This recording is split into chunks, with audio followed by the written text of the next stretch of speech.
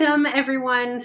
If you've ever felt drained by stress, constant pressure, or the feeling that life is pulling you in 100 different directions, you're definitely not alone. Today, we're diving into a powerful shift that can help you stay calm, centered, and genuinely joyful even when the world around you feels chaotic.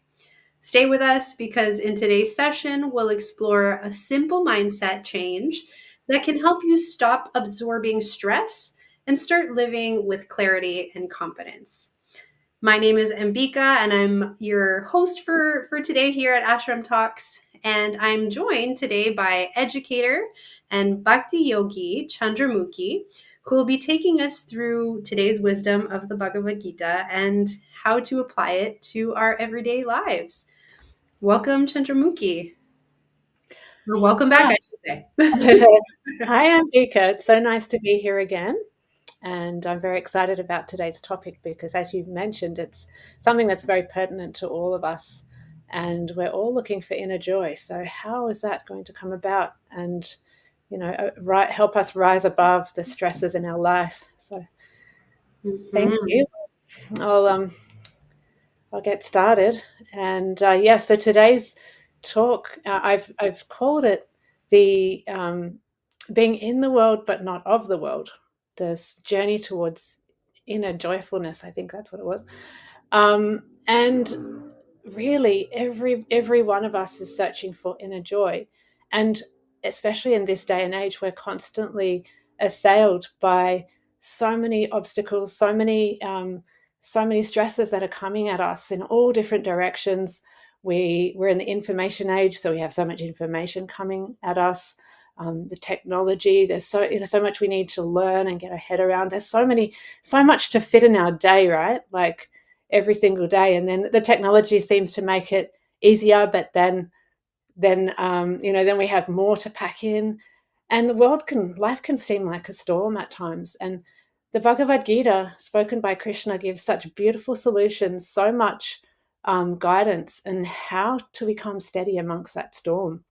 How to despite the challenges that are around us, how we can be happy within and not be assailed and absorbed in the world. Overwhelmed by the world. So, like being in the world, not of it, like a lotus flower is in the water, but not touching the water. And it's an art, but it's possible. So before I start today, I just offer my obeisances, my pranams unto my beloved Gurudev.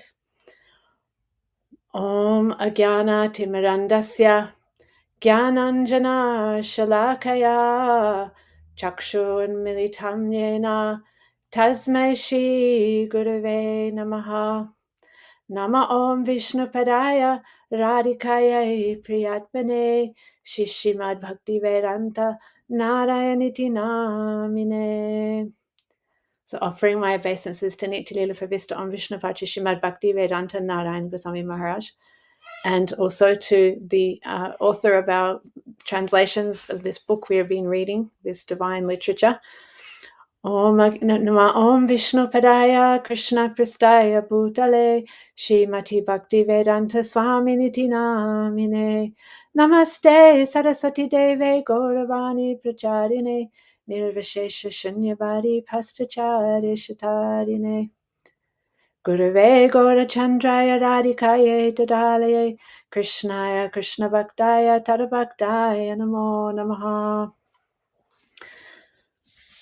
So we'll go straight to the verse. Welcome everybody who is viewing now online. Welcome Colleen, Radhe Radhe, so nice to see you again. And anyone else joining online and who will join afterwards. We're going to start reading the verse, which is we got two verses today. So we're going to read them at the same time because they're very related. So the first verse, chapter 2, verse 64.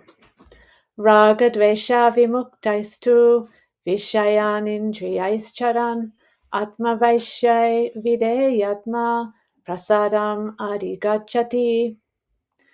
One who can control his senses by practicing the regulated principles of freedom can obtain the complete mercy of the Lord and thus become free from all attachment and aversion.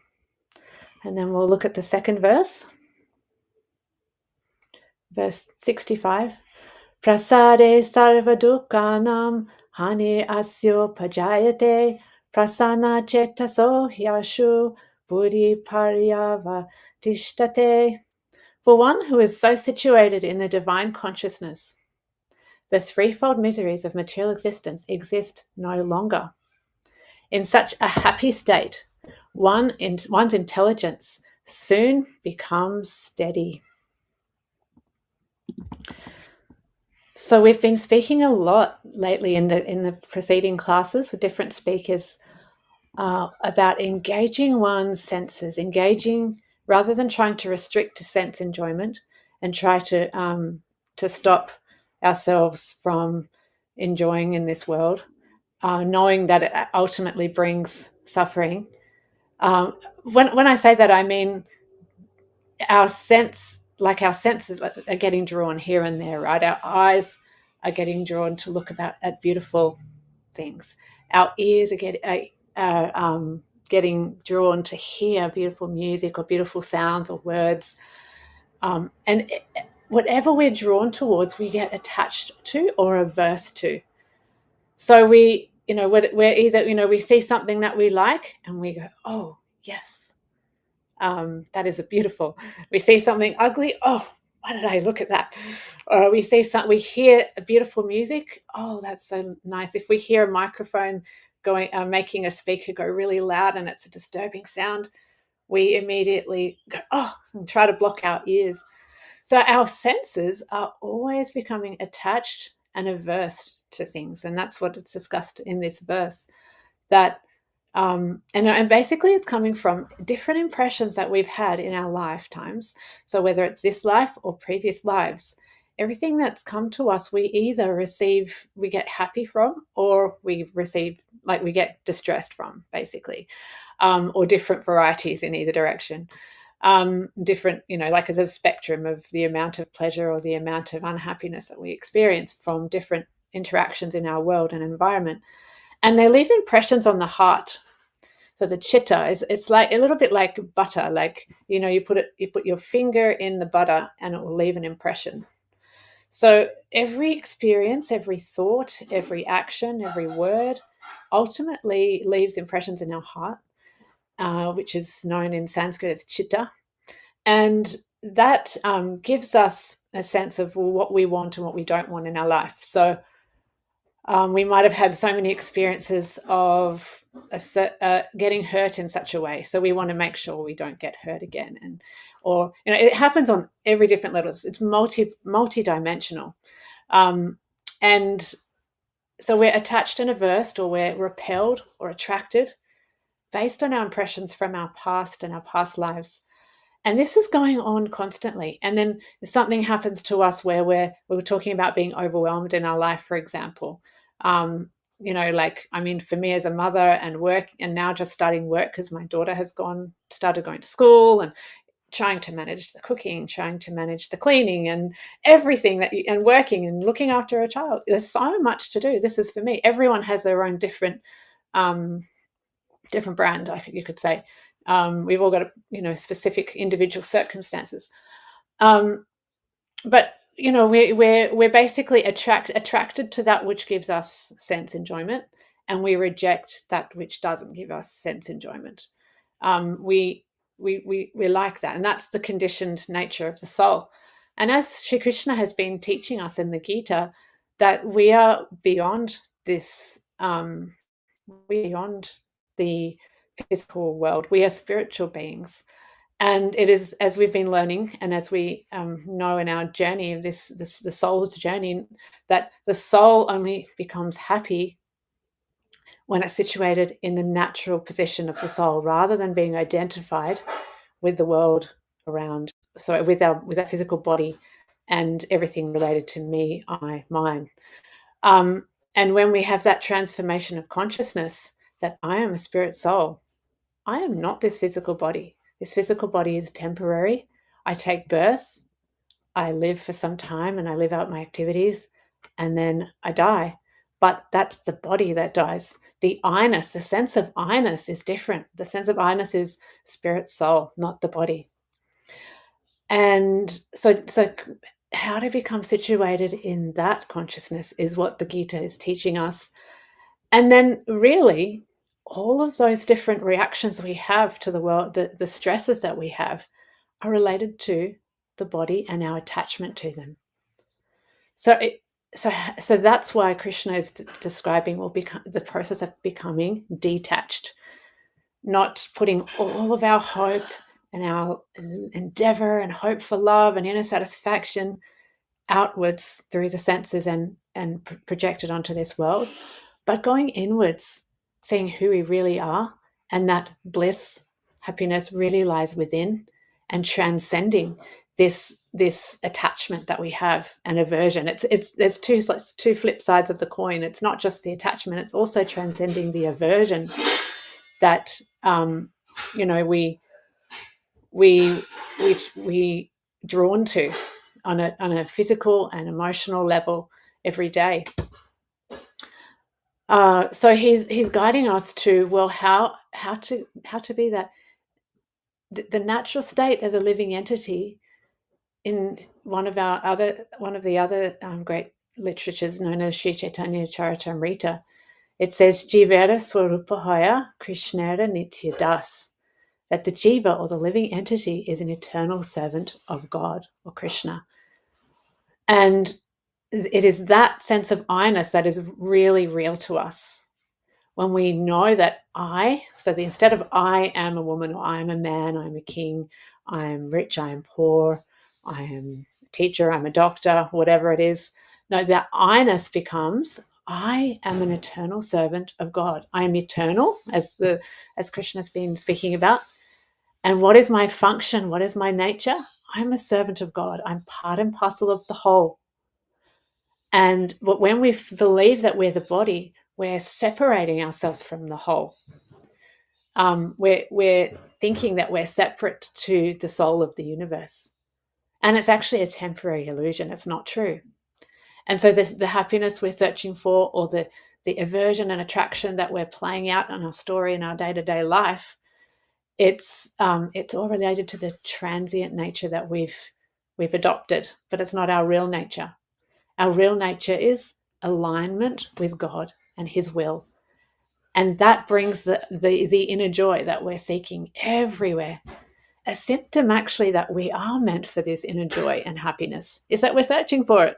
We're always trying to project our false identification into this world to try and find that inner happiness, but it doesn't actually come if we're not seeking inward and our connection with God. And when we seek inward with our connection with God, then everything starts to blossom and bloom, and we become free from that attachment and aversion. So as he's speaking about in this verse, a person free from all attachment and aversion and able to control his senses through regulative principles of freedom can obtain the complete mercy of the Lord.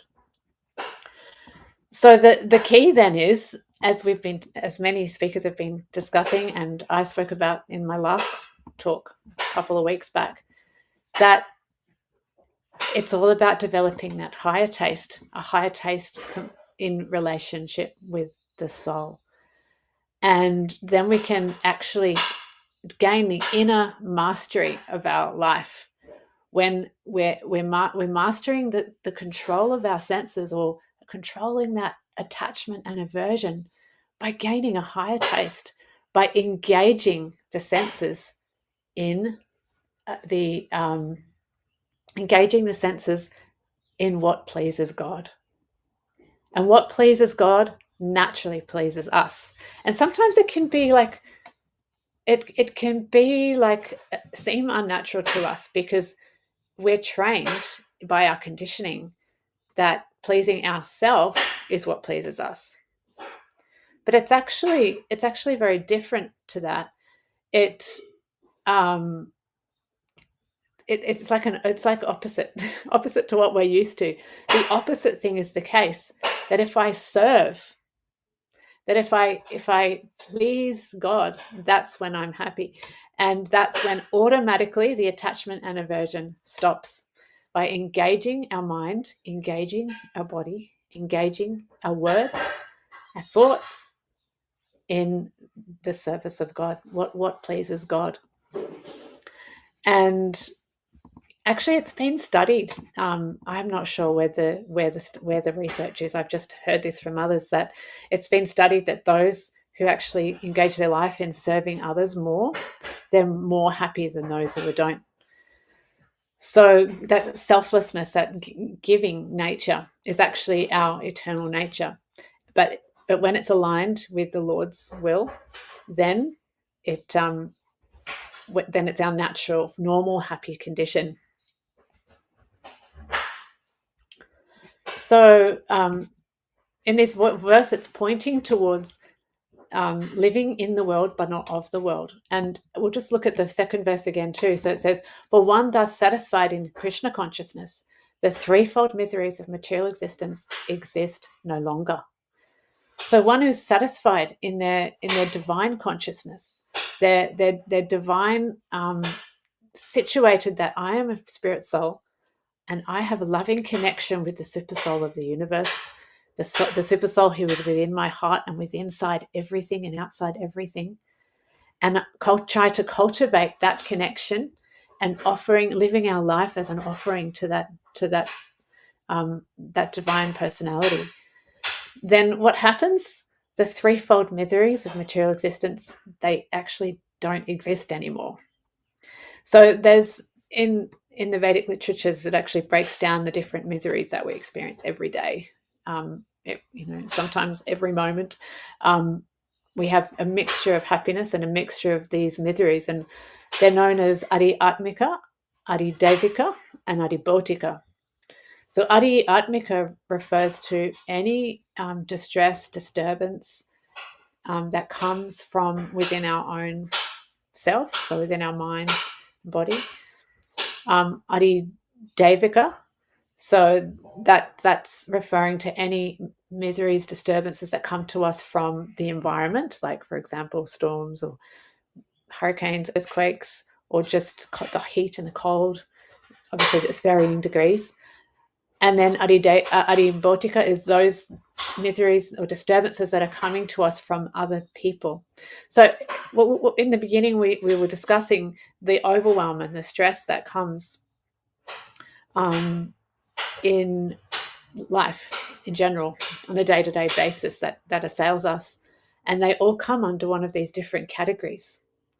And by engaging our day every day, and this is a practical thing, it's not just a theoretical thing, it's a practical thing that we can actually engage our mind from first thing in the morning, our words, our tongue, our body, everything we can engage in those activities that please God. Actually, it can be done throughout the day, all day, and at night. And then when we're doing that, it actually can be in our sleep. It will naturally be in our sleep, because whatever we've been absorbed in during the day will come back to us in our dreams and our emotional state during our sleep, whether we're disturbed or anxious or whether we're peaceful and happy. So connection with our inner connection with the divine spirit, and connecting in a loving way and offering everything in our life, actually brings about this freedom from suffering, because one is situated, one's intelligent, and then it says one's intelligence becomes steady. So we don't flicker, we don't get attached to this or reverse to that, attached to this seemingly the momentarily happiness of this world, or averse to what's not giving us material happiness. And that's like, this is the actual key that Krishna is saying. You are, this is your birthright, you are meant for this.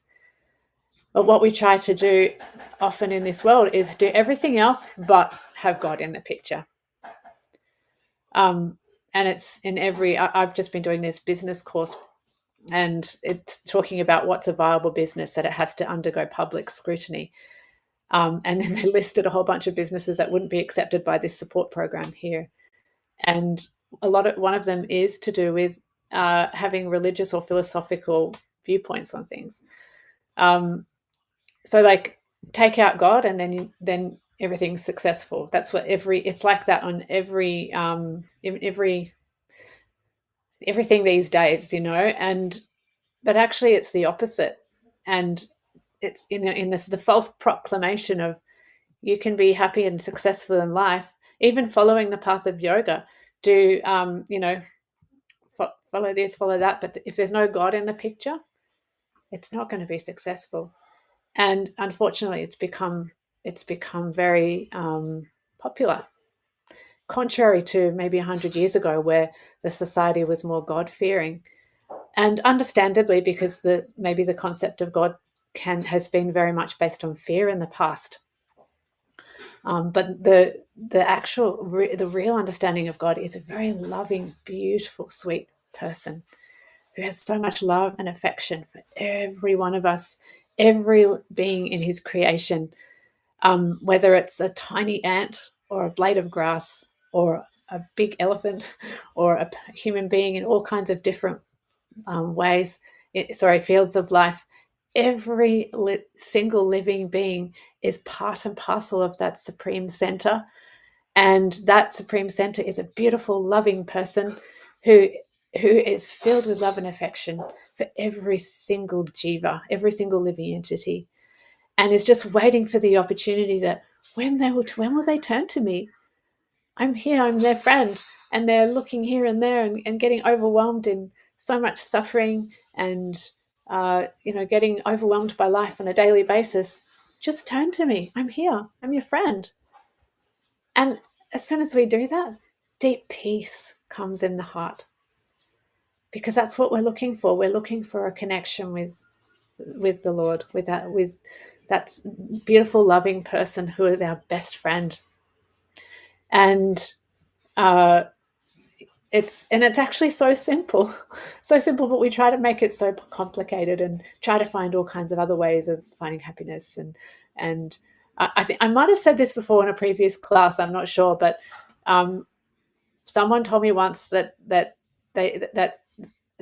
we all have a hole in our heart, and the hole in our heart, we try to fill it with chocolate, ice cream, beautiful new cars, a beautiful partner, a woman or a man, or children. We try to fill that hole, and actually nothing can fill that hole except God, because it's a God hole. Only our loving connection with God, and really trying to be present in his presence, that there is a divine being with me who knows everything about me, more than I know about myself, who is inside out everything, he is outside everything, he's in the hearts of everyone, and he knows this about everyone. We can't imagine what super intelligence he has, which is completely divine. Actually, there is, we could say he or she, because in the Krishna conception of God, there is a divine couple, Radha and Krishna. And some people get put off by, oh, he this and he that. Actually, the divine is a beautiful male and perfect combination of male and female. So that beautiful divine being, and his counterpart, Sri Radha, who is his power, is always with us in everything we do. And so we can actually cultivate this consciousness, this divine consciousness, in every moment. We can transform our consciousness just by practice.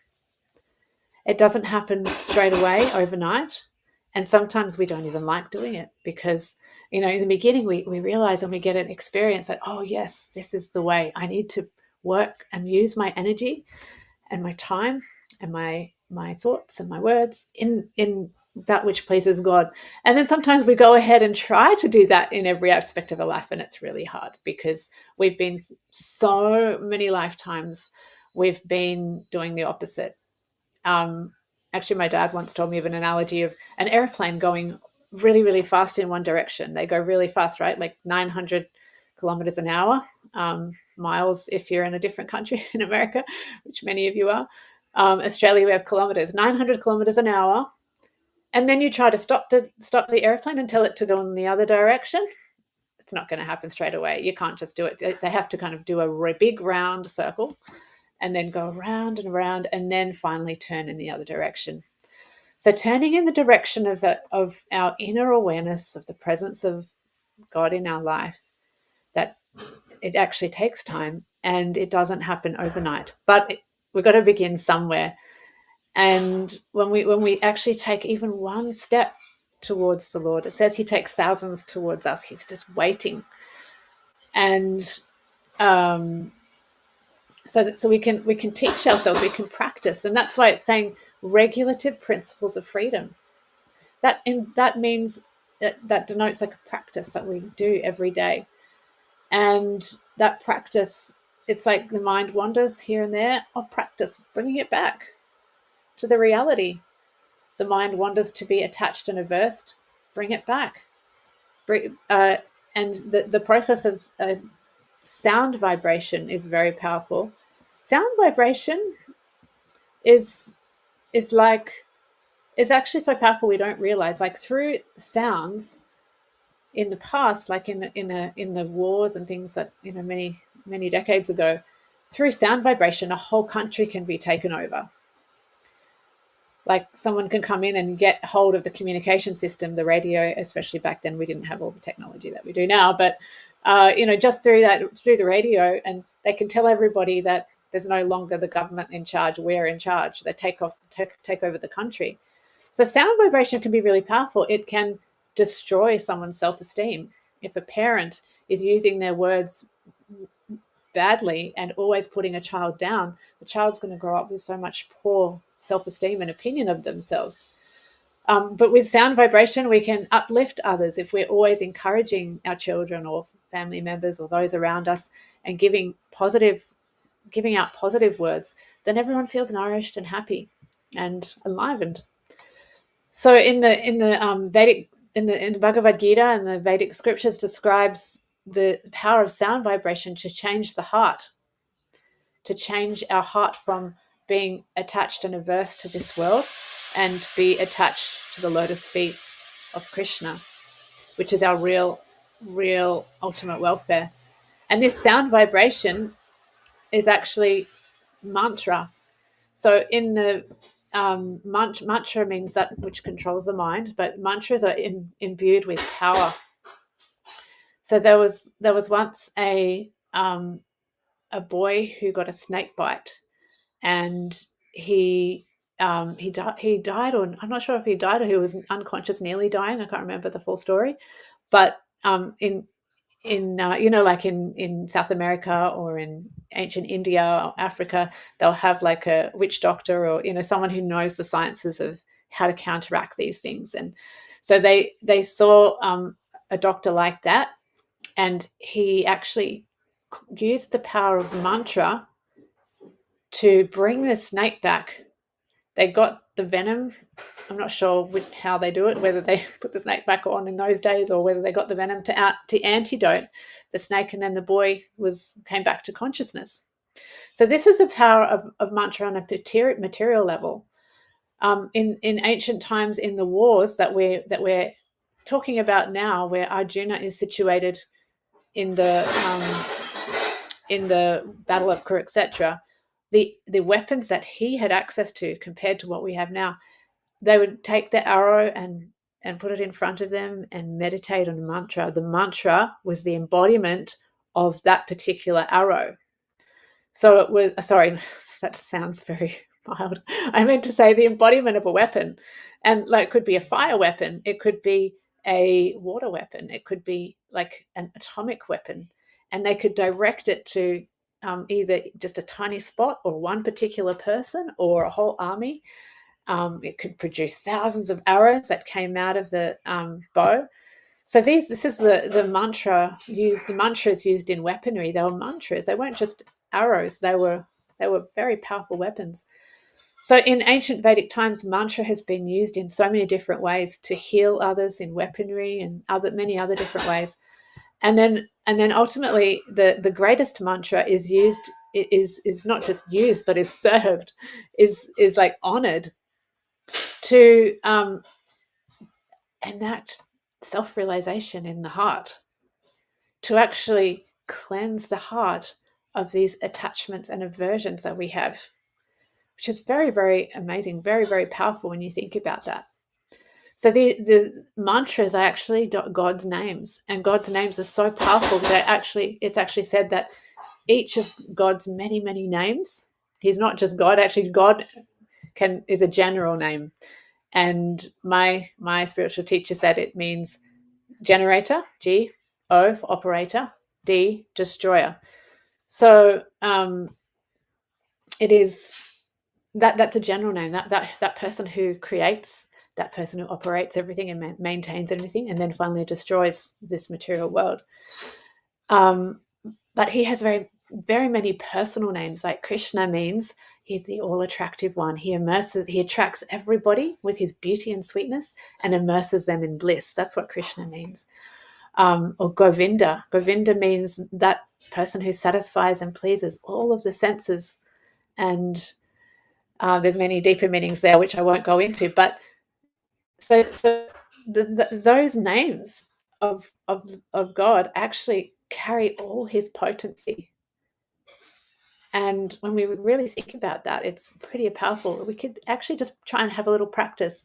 Choose a name of God that you like and just say it to yourself every day and see how you feel. Observe how it may change your inner landscape, how it may affect your emotions or your sense of peace and calm of the mind.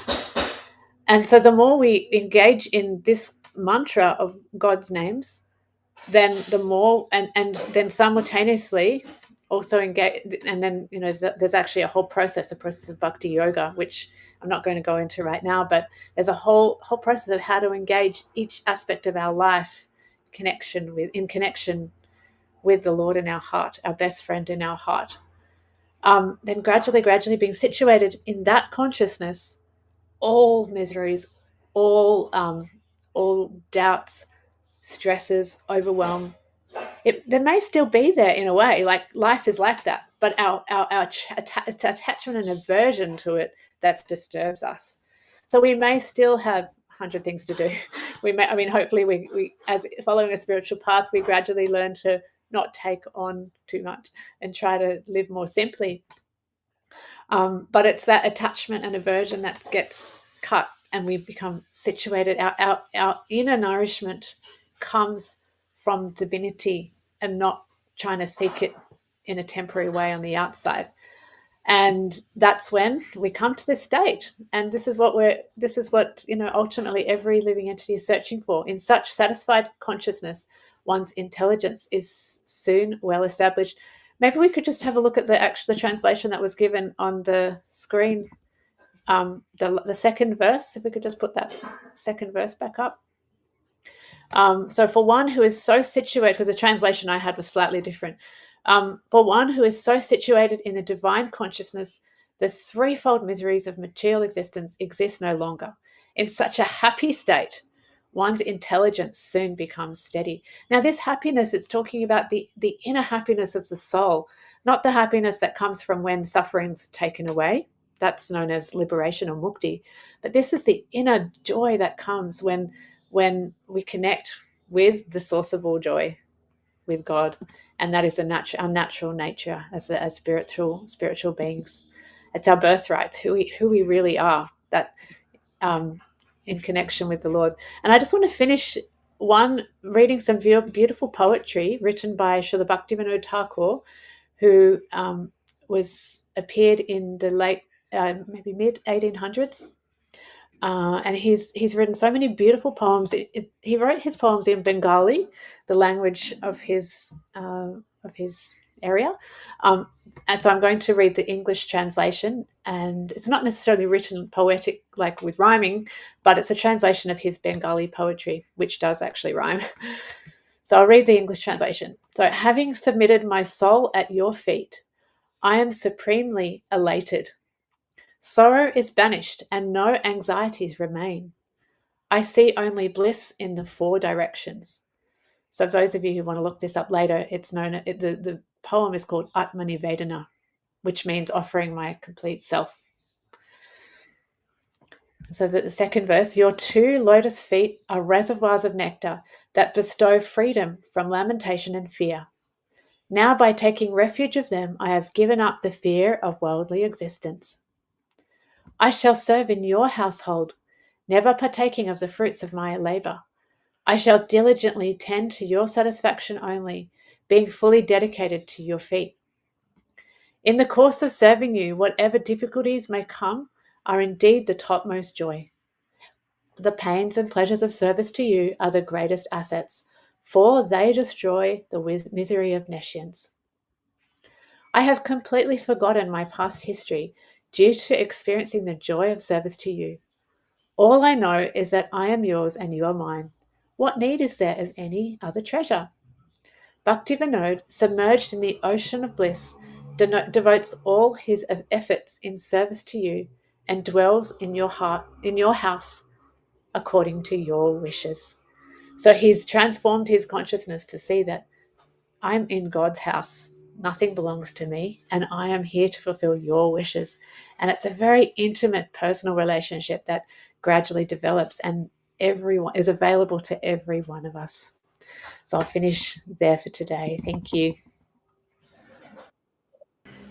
Thank you so much, Chandramukhi, and thank you for another wonderful class. I was wondering, and this might be a loaded question for the very end of the class, but we'll see. Is in your own experience practicing bhakti yoga, what has sort of been, um, realization that you've had of this particular teaching, in the sense that, yes, I have actually felt this in my life. Um, After practicing for a certain amount of time, or however, or maybe even right at the beginning, um, but that realization that my happiness, my true happiness, lies in filling that God hole in the heart, as you said so beautifully earlier. I think there'd be multiple times. I'll just think of a couple of different times. One of them I can think of, which is quite interesting, when I was at high school. Hmm. Um, Actually, I had a few different times in high school that really kind of stood out to me. I think I was in later high school too. But it was funny. I was at a Catholic school and they were teaching us about meditation. And they wanted us to just practice it for a minute in the class.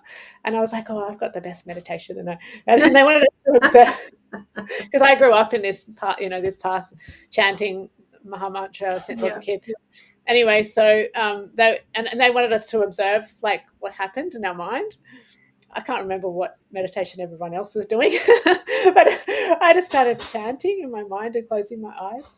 And I remember actually really noticing that my whole mind and heart just kind of feels so settled afterwards. Hmm. That's one experience that stood out to me. Another time, I was going through a very difficult time in finding friends, and I changed schools as last 2 years of high school. Changed schools and was going from this group to that group. Couldn't find anyone that was like minded. And my mom and dad were like, "Well, why don't you just pray? Just Krishna just wants you to pray to him, and he'll Hmm. work it out." So I did. I started to. I just remember really praying, and my mom said to me, "If you'll know that God hears your prayer, the Lord hears your prayers when you feel peaceful." And I remember experiencing that at that time, and really kind of like, yeah, just praying about it. And I felt really peaceful. Everything was going to be okay. It didn't matter if I didn't have friends or I did have friends. It didn't matter anymore. Hmm. And then Hmm. when I went to school the next day, I was sitting with one group of um, so-called friends who weren't my friends yet, and who I felt really kind of estranged with. But anyway, and this girl from my drama class came over and said, "Oh, why don't you come and see us?" So I said, "Oh yeah, sure, okay." And then when I went there, they were very like-minded. There were a lot of vegetarians. There were, like just I could kind of relate to them more. Hmm. So I really felt, oh, Krishna heard my prayer, and felt very satisfied. And I'm sure so many of us experience that when you pray and when you chant and just try, then then something happens to show you, like, yeah. I mean, I could say so many that happened on my path, and I won't go into everything, but they're some of the ones that really stood out to me to build up my faith in the beginning, Mm. and to kind of propel me that this is the right direction to develop my connection with the Lord in my heart. That's the best direction. So Mm. I guess, like they say, the proof is in the pudding, right? When you yeah, actually try, like you said, or as your parents well said, just try to do that and see what happens, and the experience that we can have might surprise us. yes, that's right. And it's all very individual, and faith building helps us build that faith that, yeah, there is someone there watching me and cares for me. Mm-hmm. Well, that's wonderful. Thank you for sharing that experience. And thank you again to everyone who is joining us this evening or morning or afternoon, depending on where you are in the world. We will be back on Thursday, again, morning, afternoon, or evening, depending on where you are. It'll be Thursday morning Eastern time. For another class on the Bhagavad Gita. We are here every Monday and Thursday. Monday evenings in Eastern time, or Thursday mornings in Eastern time. If you have questions, would like to ask our speakers, whether it's about past sessions or the current one from today, you can always send us a DM either via Instagram or leave a comment on one of these YouTube videos. Our Instagram is Ashram Talks ENG. So please do follow and stay connected with us. We would love to continue to create this very lovely community that we've been creating over the past few months. So thank you again to all of you for watching. Thank you once again to Chandramukhi for joining us. And we look forward to seeing you next time.